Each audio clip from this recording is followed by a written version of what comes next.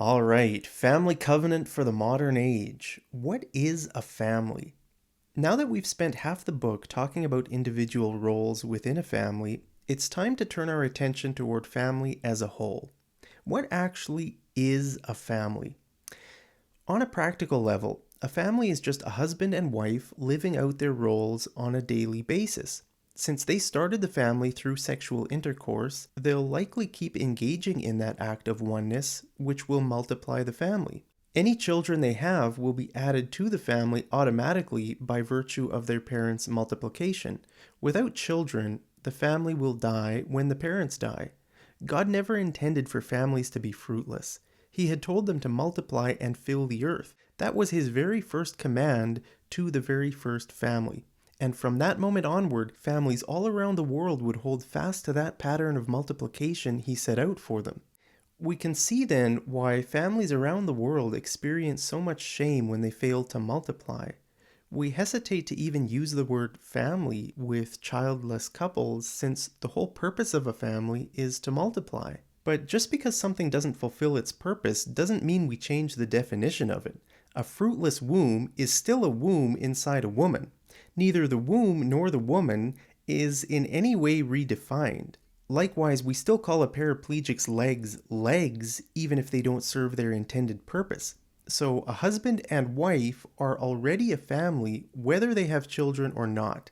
Instead of feeling ashamed of their fruitlessness, they should focus on the second half of God's command, which is to rule over everything that is already in the world. Part of that ruling should be to care for orphans, since God constantly berates his people for not caring about the fatherless. Families with biological children should also care for orphans, but families without children are in a unique position to do it since they have more flexibility in life. In our society today, you often hear couples say, "We're hoping to start a family." Rather, they should say, "We're hoping to multiply."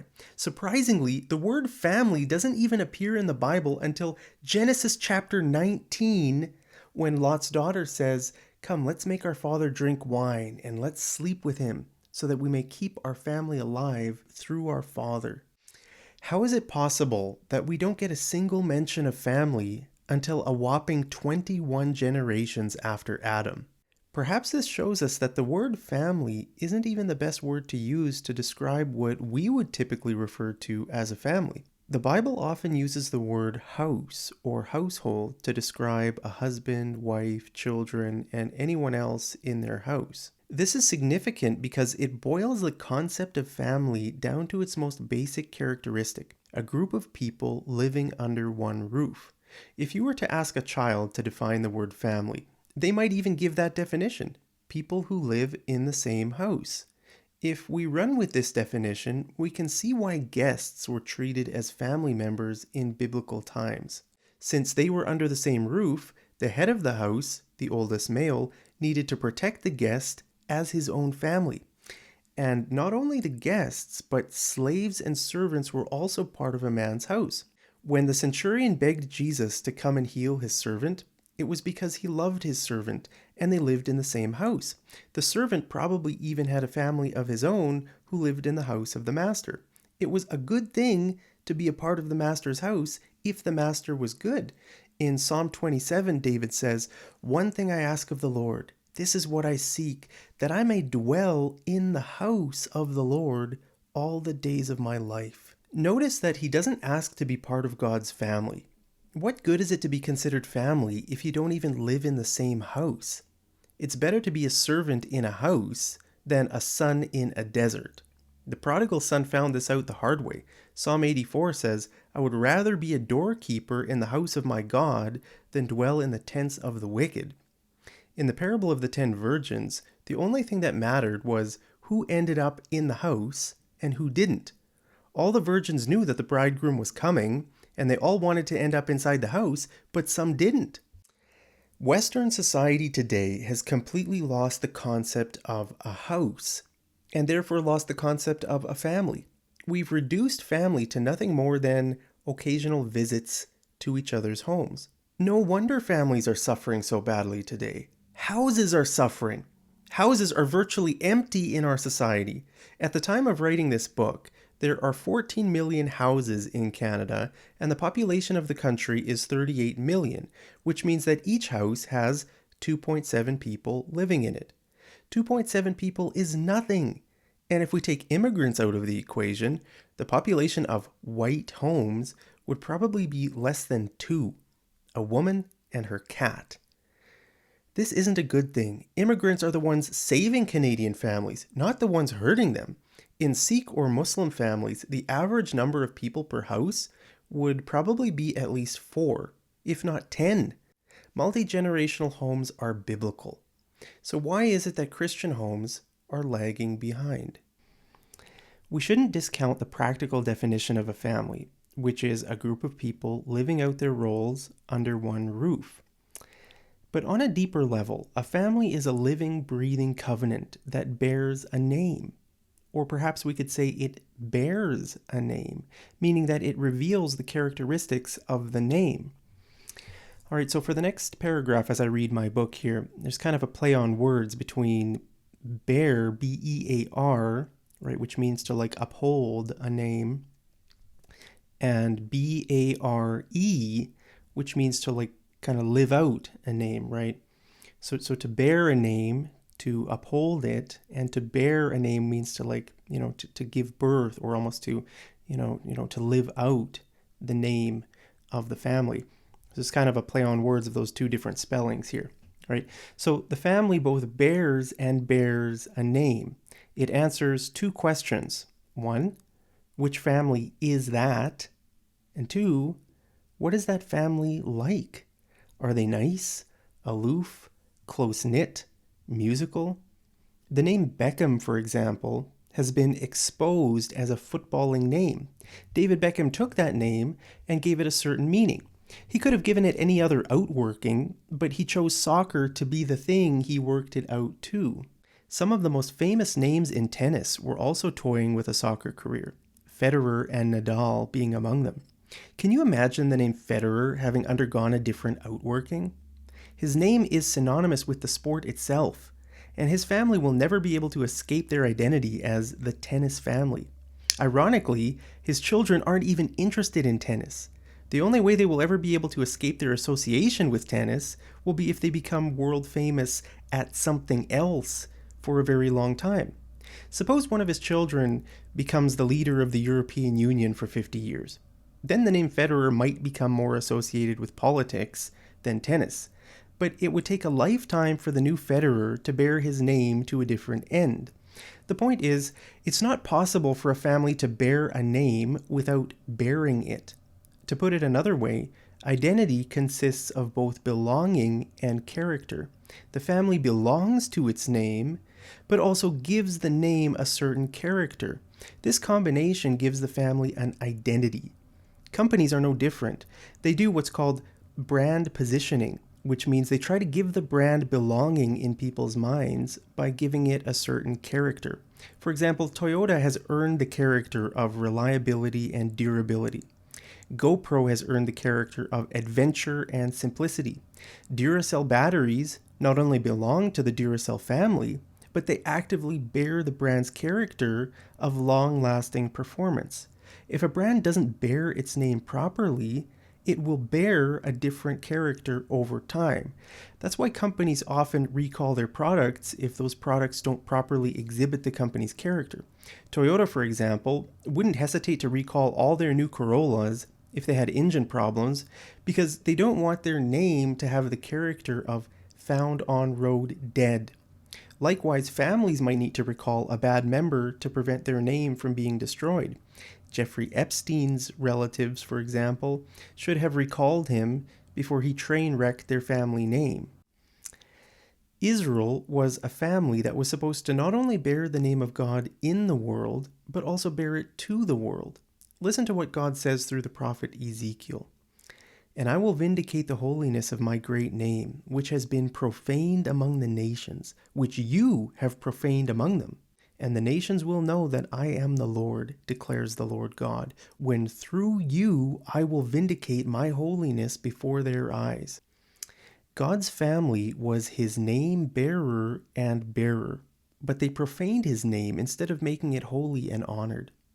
A family, then, is the bearer of the name of the giver.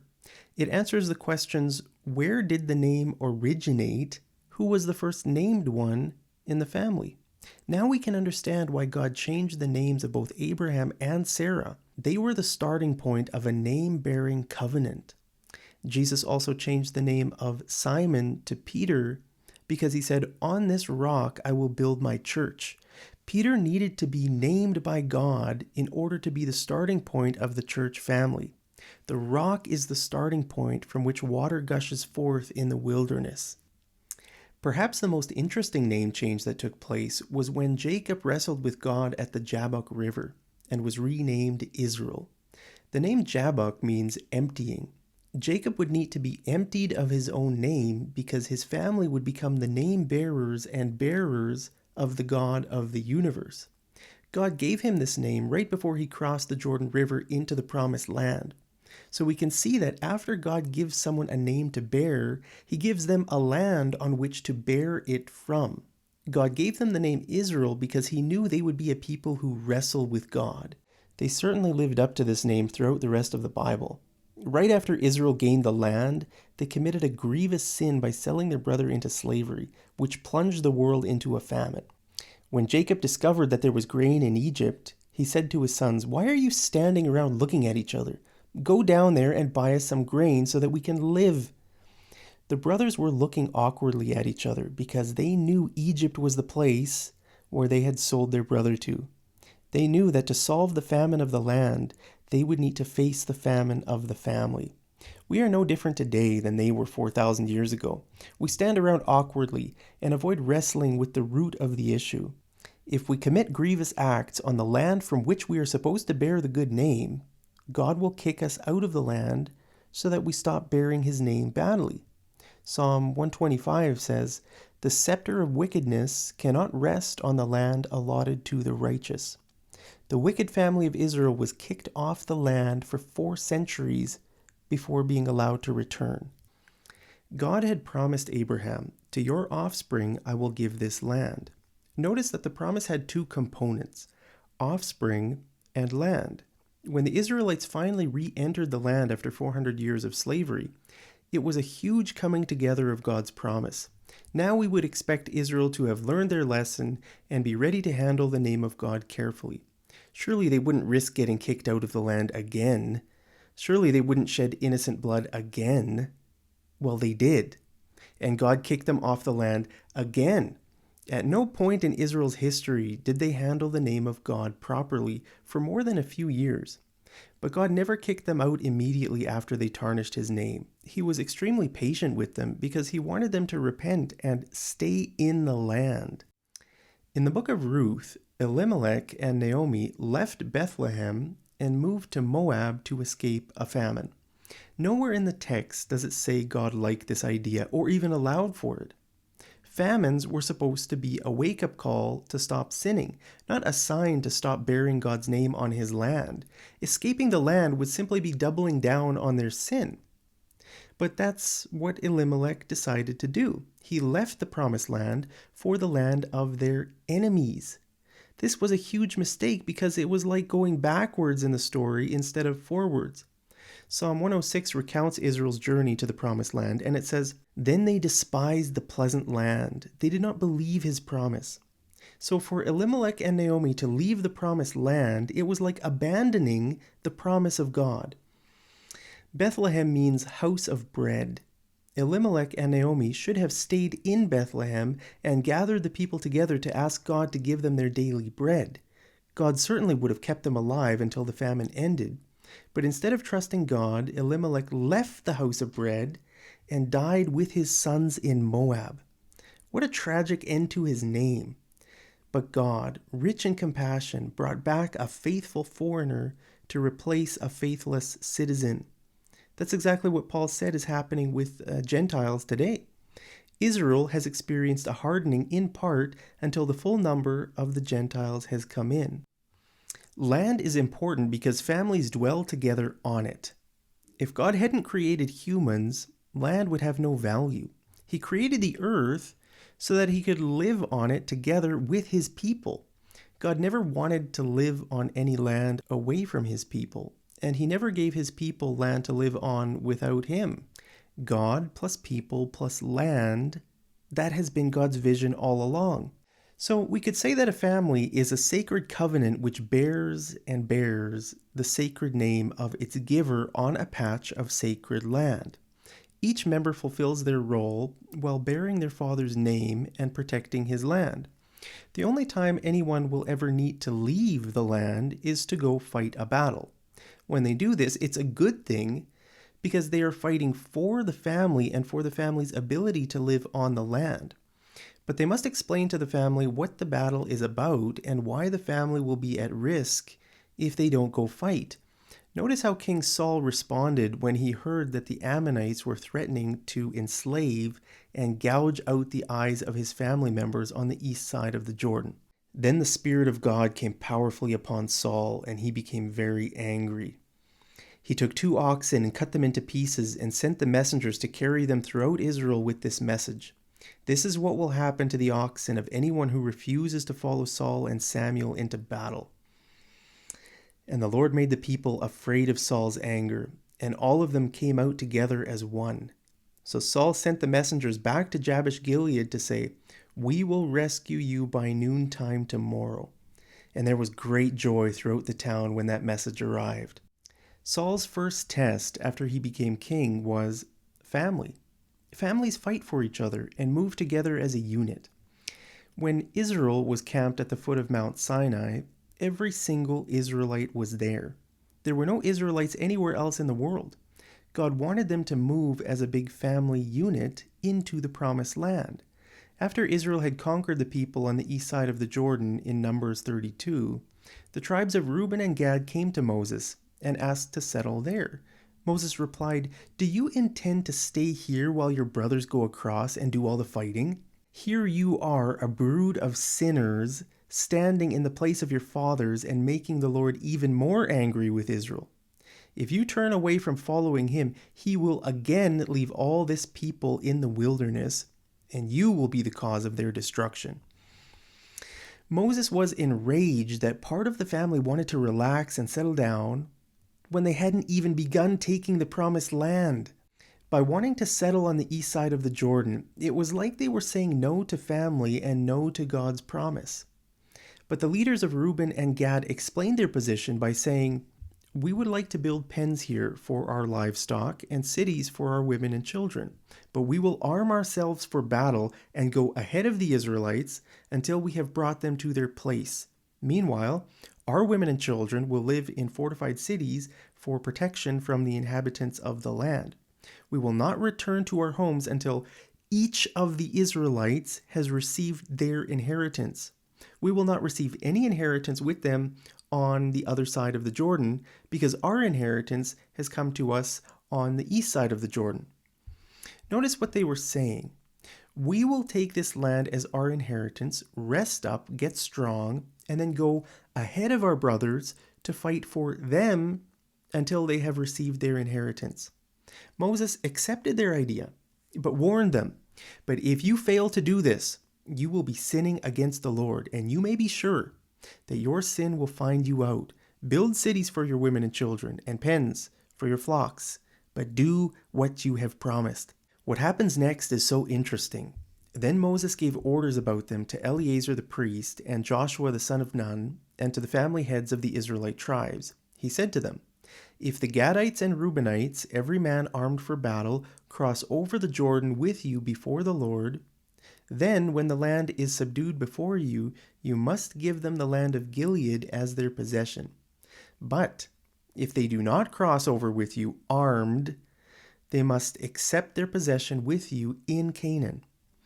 The Gadites and Reubenites answered, "Your servants will do as the Lord has said, but we will cross over before the Lord into Canaan armed. But the property we inherit will be on this side of the Jordan."